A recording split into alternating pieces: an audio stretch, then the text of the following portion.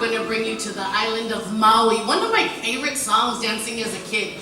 You guys might have heard this back in the day. It's written by Uncle John P. Ilani Watkins. This is Waikaloa. It talks about the different types of rain in the Waikaloa area.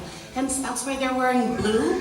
As you can see, this wonderful retro print that they're wearing with the pink represents the island of Maui. The kukui nuts that they're wearing is spoken about in this mele because of what happens, huli. What happens is, back in ancient times, the kukui nut was known as the candle nut.